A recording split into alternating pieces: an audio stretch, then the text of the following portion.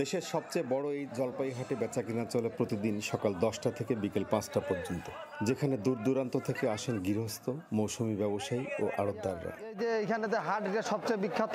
এর চেয়ে পঞ্চগড় ডিস্ট্রিক্টের মধ্যে এর চেয়ে বড় হাট আর কোনোখানে নাই।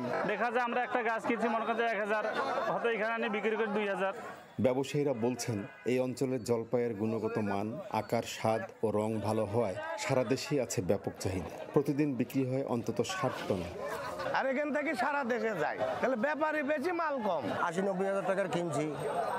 এরকম অনেক পাইকার আছে, অনেকেই কিনবে, আমরাও আরো কিনবো। হাটের সৃষ্টি হয়েছে কর্মসংস্থানেরও সুযোগ। শ্রমিকরা বলছেন, এখানে কাজ করে যা রোজগার হয় তা দিয়ে ভালো চলছে সংসার। মাল দেই কমিশন সিস্টেমে, এতে আমার সংসার খুবই ভালো চলে। মানের কোয়ালিটি, মানের উপর বাজার ব্যবস্থার উপর দাম নির্ধারণ করানো হয়।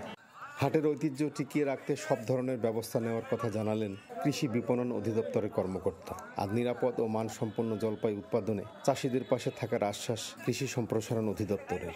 প্রতিদিন এখানে বিপুল পরিমাণ জলপাই বেচাকেনা হয়, প্রায় 50 থেকে 70 টন বেচাকেনা হয়। এখানকার অর্থনীতির জন্য অনেক ইতিবাচক একটা প্রভাব বিস্তার করছে এটা। চাষিরা এই গাছ লাগিয়ে পর্যাপ্ত ফল পাচ্ছেন এবং এই জলপাই তারা চাষ করে সেপ্টেম্বর থেকে জানুয়ারি পর্যন্ত তারা বিক্রি করতেছেন। এখানে দেশের বিভিন্ন বড় বড় কোম্পানিরা তারা এই পঞ্চগড় থেকে এই জলপাই সংগ্রহ করছেন এবং তারা এগুলো বাজারজাত করতেছেন এবং বিভিন্নভাবে প্রক্রিয়াজাত করে তারা আমাদের গ্রাহক পর্যায়ে তারা এই সেবা দিচ্ছেন। 4 মাস ধরে চলা দেবীগঞ্জের এই হাটে সব মিলিয়ে বেচাকেনা হয় 10,000 টন জলপাই।